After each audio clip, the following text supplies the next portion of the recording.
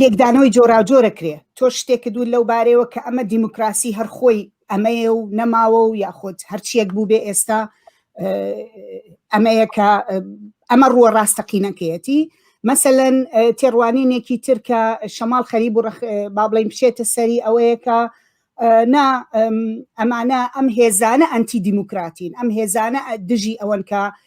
خەڵک لە ڕێگەی با بڵین خەڵک لە ڕێگەی دەنگدانەوە نوێنەرەکانی خۆی هەڵبژێرێ ئەمانە من پێم خۆشە لێرەوە ئەم پرسیارە بجوڵێنم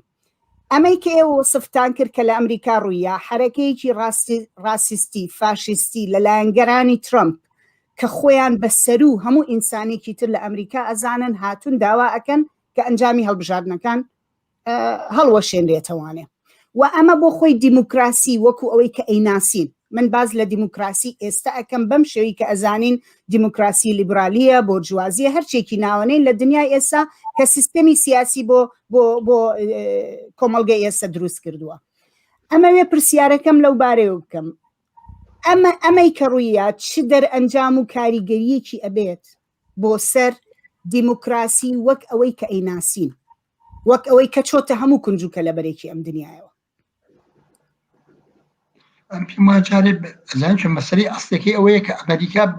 ئەوەی کە تۆ پێڵی ئەوەکو ئەیناسین و ئالە ساڵی 1970 کە ئەو دەستوریەکی هێناوێتی لەناو خۆیان ئەم نازیزمی تیا بووە خۆ لە پێشە خۆ ئەمریکا نە 50 ویلایەت بۆ نە هیچ شتێک 18 ویلایەت بۆ ویلایەتە جنوبیەکانی هەمیشە دژ بوون هەموو ئەوانەی کە نازی بوون هەموو ئەوانەی کە ڕەشپێستەکانیان کوشتووە هەموویان هەیکەلیان هەبووە پەرستراون بوون بە ڕەمزی نەتەوە بۆ معناشتێکی ئەوەی کێ لە چوارچووی ئەو دیموکراتی ئەمە بووە تازە لە ساڵی 1960 هەرگەی دژێ پارتێتە بوو ئەو قانونی کە ناوی کرۆم بوو لامە بێ بەرحاڵ ئەوان لەغوو کردەوە قانونی کرۆم ئەوە بوو کەیم بوو کە نانێژ ڕەشپێست لە پێشی پاسەدانیشی بووە لە دوادانیش نانێژ وەڵامی سوی پێستەکان بەرحاڵ ژمارە لەمانە مەبەست بەشتێکی تازە ئەمریکا خۆی بەر ئەساسی نازیزم دروست بوو ئەساسا بەر ئەساسی ئەرقی سپی پێ سەدی ئەوە دروست بەم معناهیم بووە بەم معنا خۆی گرتو بەم معنامەی وەکو دەوڵەتێک بەرحاڵ نەمێ ئەمە بڵێ بەڵام ئەمە عەقدی هاتووە بەر ئەساسی چی هاتووە بەر ئەساسی منفعەتی اقتصادی هاتووە بەبڕوای بەر ئەساسی منفعەتی اقتصادی هاتووە لە 2 سەدەی ڕابردووە توانیوێتی پێشبڕکێ توانیوێتی بێتە سەر لوتکەی سەرماداری لە جیانە و بۆ مای 80 ساڵەمەی کردووە تقریبا ئەمڕۆ پێمان بڵێ طبقەی برژوازی طبقەی حاکم سەرمادارانی گەورە طبقەی حاکم بە ناتوانێت ئەو عهدی پێشوو بە یەکگرتووی بێرێتە پێشوو بە یەکگرتووی یەکگرتوو بووە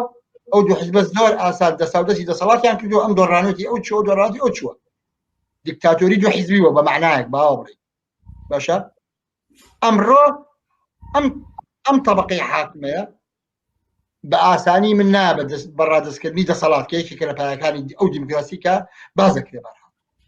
من شخصەن هیچ شتێکم بۆ دیموکراسی نییە ڕاستێکی نەخەفەتی بۆ خۆم نەپێویستەکە خەفەتی بۆ بکرێ بۆ دیموکراسی ئەوەیە کە 200 ساڵە کارگەری نەسۆسیێت کارگەری بریتانیا شوسێت ئەو دیموکراسیەیە کە لە کوردستان خۆمان لێبینین چیەکە دیموکراسی ئەوەی کە چەترێکە یعنی چی یعنی فرع حیزبی یعنی هەڵبژاردن یعنی پەرلەمان یعنی جیاکردنەوەی دەسەڵاتەکان یعنی مافی مرۆڤ یعنی ئەو شتانی کەیە بەڵام هەموو ئەوانە هەیە لە ئەمریکا 4 ملیۆن کەس دەرەوەخێ هەموو ئەوانە هەیە لە وڵاتێکی وەک میسر چی ناکرێ هەموو ئەوانە هەیە لە وڵاتی وەک تورکیا چی ناکرێ 15-20 ملیۆن کەس لەژێر ناوی هەوێتی کوردیان هەیە ئەکوژێن قەتوانەکرێ مەسەلەن هەموو ئەو شتانش لە دەستورەکە هەیە ئەم حیزبەکەی هەیە ئەم پەرلەمانەکەی ئەمە بژارنەکەی هەیە بۆیە ئەم چەترە بۆ خۆت وتر لە پرسیارەکە چەترەکە جیهانی بۆتەوە لە دوای ساڵی 90 چەتر جیهانی بووە بۆ معنای کە لیبرالیزم بێن و هێرشی کرد بۆ ئەوەی کە ئەمە نەک لە ئاسییدا نەک لە ئاسی اقتصادا لیبرال بێ نەک تەنها بازار ئازاد بێ بەڵکو سەرخانی دەسەڵاتەکەشی سەرخانی قاوانە جیهانیەکەشی بە هەمان شێوە بڕواتە پێشەوە بۆیە ئەو مەرجانی کە سندوقی بانک و وڵاتانی زەریە سەحیەکان تەنها مەسەلەکان بوونی اقتصادی نییە ئاڵوگۆڕێکە لەو سەرخانەشا بۆ کۆمکردنەوەی دەسەڵاتی دەوڵەتەوە لە ئاساسا و لە چوارچوەی ئەم چەترەیە کە ناوی دیموکراتی پێم وایە سایەکێشی سایەکەی ئەوەیە کار ئێستا هەرێستا تاسیلاتی خۆی لەسەر ئەڵمانیا بەبڕۆیەکە هەرێستا تاسیلاتی خۆی لەسەر ئەوروپا هەیەتی ئەو نازیانی کە لێ ڕابطەیەکی مستەقیم نیشانێ حتا میلیشیای نازیەکانی ئەمریکا پەیوەندی ڕاستەخوانێ بە نازیەکانی ئەڵمانیا بەپێی تەقاریری خوان یەکتری ئەبینن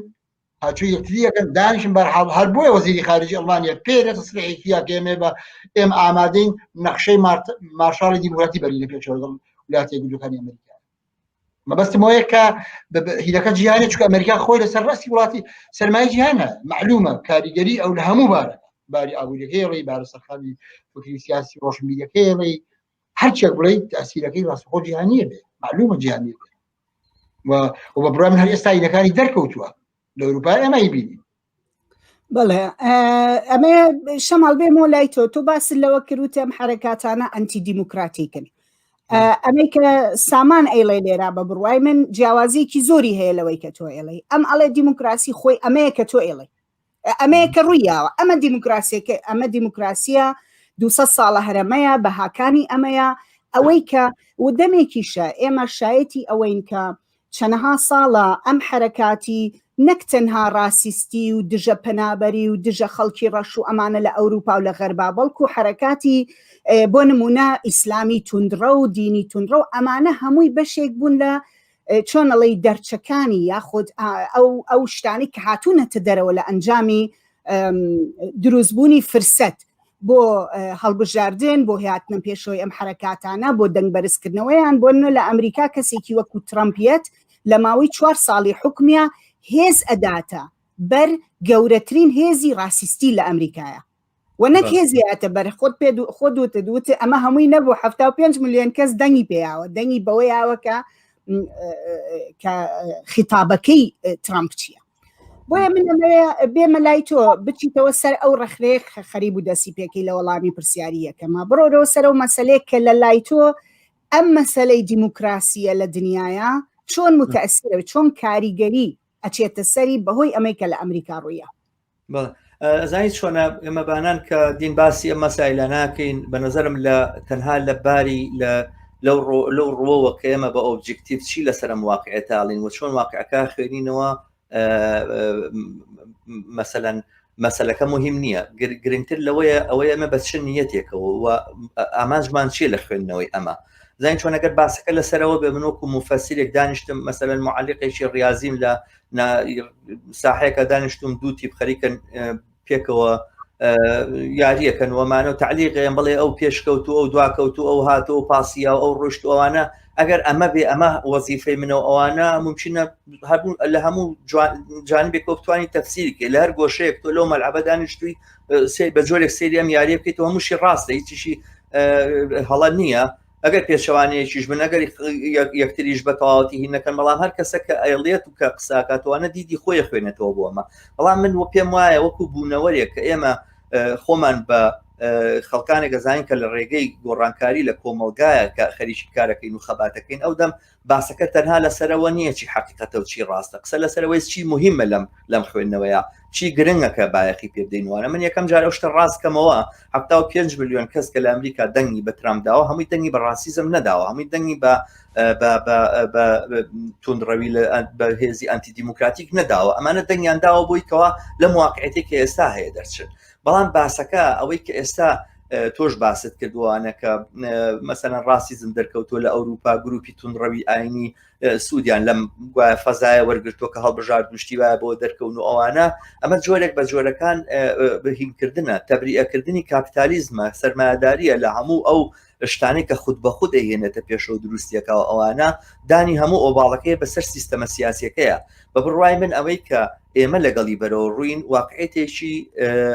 معەنی وایە کە پێویست بەوە کە ئێمە هەڵوێستی لە بەرامبەرە بگرین نەک تەنها وەکو مفەسیرەوەوانە بەڵکو وەکو ئەوەی کە ئێمە ئەمانەیە چی بکەین لە بارودۆخەیە ئەمەی کە هاتووە هەڕەشەی کە هاتووە بۆ سەر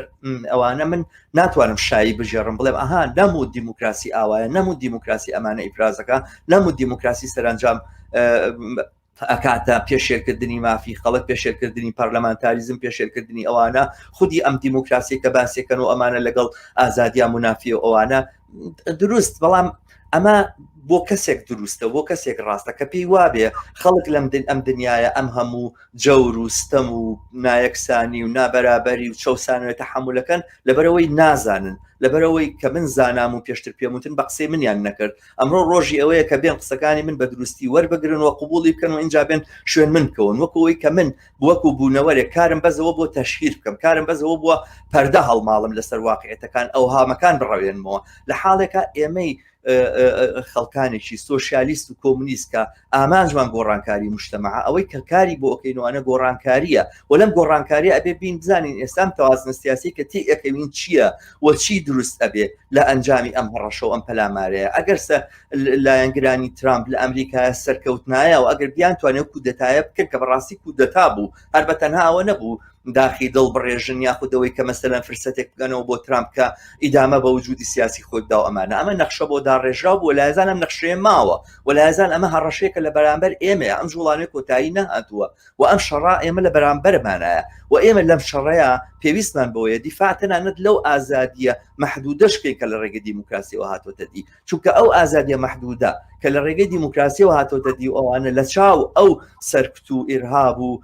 داپلۆسینەیە کە لایەنگرانی ترامپ ئەتوانن لە دنیای سەرمایەداریە دروستی بکەن زۆر باشتر و لە فراهەمترە ئامادەترە بۆی کەوا ئێمە بتوانین کاری خۆمانی تیا بکەین و وجودی خۆمانی تیا ئیبرازکەین یعنی تۆ ناکرێ وەکو دەورانی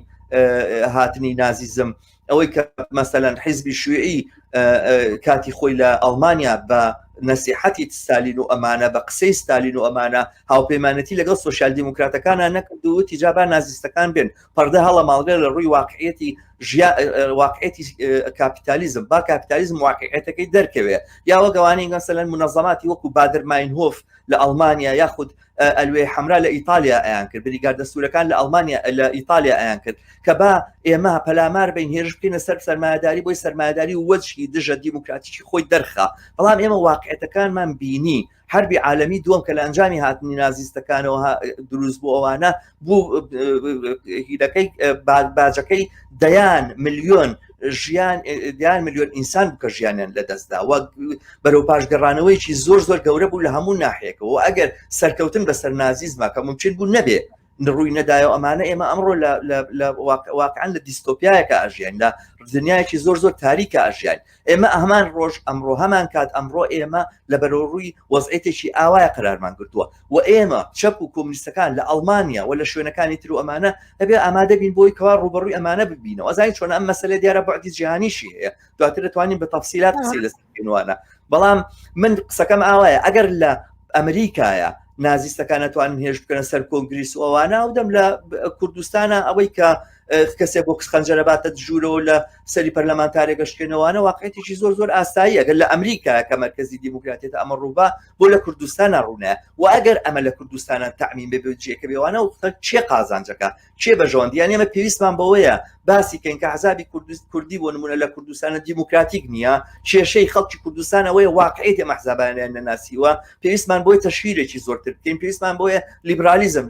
لە هینی بخەین لە گوایە هینێکی هەیە جۆرێک شەرعیەتی هەیە مەشروعەتی پیاکرد و مەشروعەتی لێفسێنینەوە بە بڕوای من ئەمانە نییە بە بڕوای من ئەو واقعەتی دروستەوێت لە ئەنجامی ئەم پەلامارەیە لە ڕووی سیاسیەوە زۆر خەتەرناکە و پرسیار ئەوەیە ئێمە چی بکەین لە بەرامبەر ئەم واقعەتەیە چی کردن چی وتن بەڵێ